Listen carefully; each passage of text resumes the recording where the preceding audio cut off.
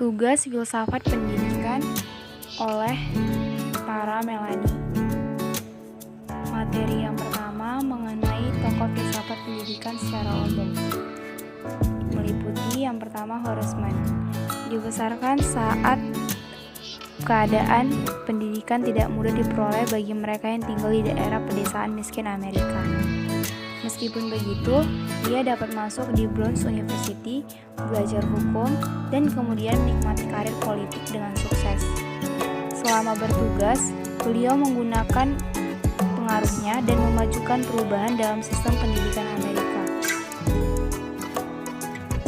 Yang kedua yaitu Friedrich Froebel, pelopor pendidikan anak usia dini, yang merupakan seorang pendidik Jerman yang dipengaruhi filsafat pendidikan dari orang seperti Horace Mann dan Maria Montessori, didasarkan pada keyakinan bahwa anak muda memiliki berbagai sifat bawaan yang akan terungkap secara bertahap secara natural.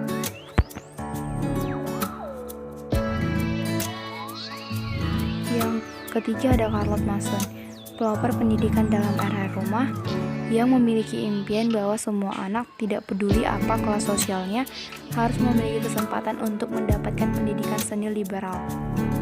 Yang keempat ada Jane Piaget, pelopor bagaimana anak belajar, yang merupakan seorang psikolog Swedia.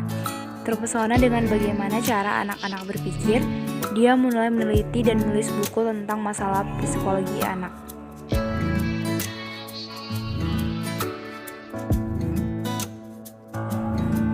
Bancroft, kecerdasan, imajinasi, dan dedikasi kepada murid-muridnya membuatnya berbeda sebagai pendidik yang luar biasa. Pada usia 25, ia memulai sebuah usaha yang berani dan kesepian dengan keterlambatan perkembangan. Dia percaya bahwa anak-anak cacat diperlukan sekolah khusus, disesuaikan bahan, dan terlatih baik daripada guru untuk dikirim ke lembaga-lembaga. Bancroft siswa menanggapi cinta dan kesabaran dan individu sesuai instruksi. Di bawah pengaruhnya, profesi medis mulai membangkitkan tanggung jawab mereka untuk membantu memperbaiki kerusakan dan cacat pada anak-anak. Beliau lahir dalam perbudakan dan kemudian dibebaskan. Washington pertama-tama mengetahui perbedaan pendidikan dapat membuat kehidupan seseorang. Sebagai seorang pemuda, Washington diangkat menjadi kepala Tuskegee Institute, sekarang disebut Tuskegee University, yang pada mulanya merupakan akademi pelatihan guru untuk orang Afrika Amerika. Dia adalah pemimpin dari perguruan tinggi tersebut sampai saat kematian menjemputnya. Ia menjadi dominan dan berpengaruh di kalangan politisi dan masyarakat umum dan berbuat banyak dalam membuka jalan hak sipil dan penyatuan pendidikan umum. Itu adalah keyakinan bahwa pendidikan Afrika Amerika merupakan kesempatan terbaik masyarakat dalam meraih kesetaraan sosial dan masa depan yang lebih baik. Masa itu adalah ketika Dewey menjabat seorang profesor filsafat dan kepala Universitas Chicago yang memberikan pengaruh paling besar dalam pendidikan dan dipromosikan banyak reformasi pendidikan melalui sekolah eksperimentalnya. Adalah pandangan Dewey bahwa anak-anak harus didorong untuk mengembangkan free personality dan bahwa mereka harus diajarkan bagaimana untuk berpikir dan untuk membuat penilaian daripada hanya memiliki kepala mereka diisi dengan pengetahuan. Dia juga percaya bahwa sekolah adalah tempat di mana anak-anak harus belajar untuk hidup secara kooperatif. Seorang anggota serikat guru pertama, ia adalah orang yang serius dalam bidang hak guru dan kebahasaan atau academic freedom.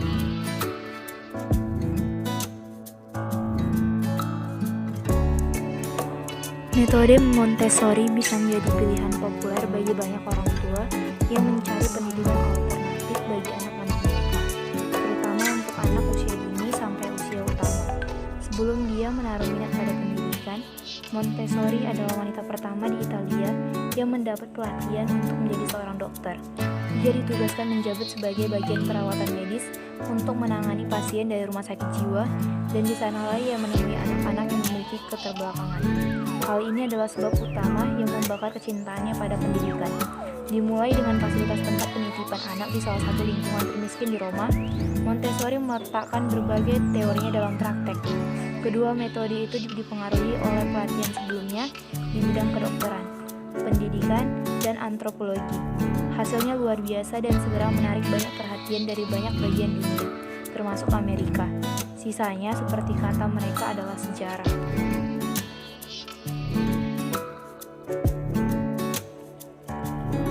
Holt meningkatkan kesadaran akan perlunya reformasi di berbagai sekolah umum di Amerika.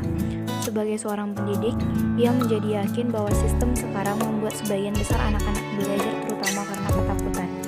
Dikecewakan oleh ketidakmampuan untuk membawa reformasi dan perbaikan di berbagai sekolah umum, Holt berhenti mengajar dan mengabdikan waktunya untuk mempromosikan bermacam idenya. Dia percaya bahwa anak-anak belajar itu paling baik jika diizinkan untuk mengikuti kepentingan mereka sendiri daripada memaksakan belajar kepada mereka. Paparannya dalam pendidikan rumah atau home education membawanya ke penyimpulan bahwa tempat terbaik untuk mendirikan sebuah lingkungan alam untuk belajar adalah di tempat tinggal anak tersebut atau rumahnya sendiri. Buku-buku Holt berdampak besar pada pertumbuhan sektor pendidikan di rumah.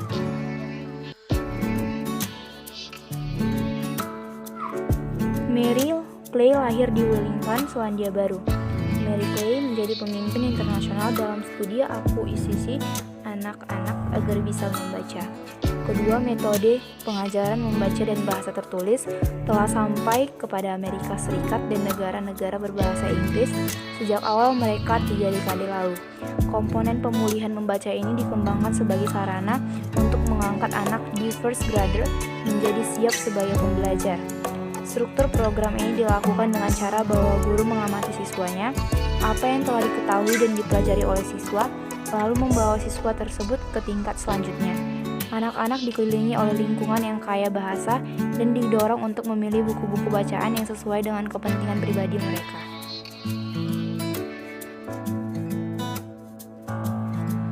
Untuk memerangi pendekatan behavioris pendidikan, Brunner mengembangkan psikologi kognitif dan mempromosikan pendekatan konstruktivis.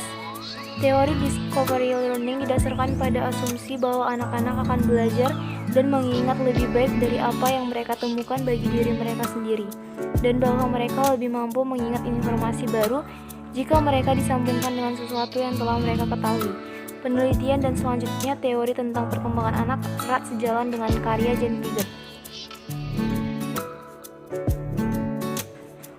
Teori Gardner, yaitu multi-intelligence, telah mendefinisikan ulang pandangan para pendidik tentang bagaimana siswa belajar dan harus dinilai.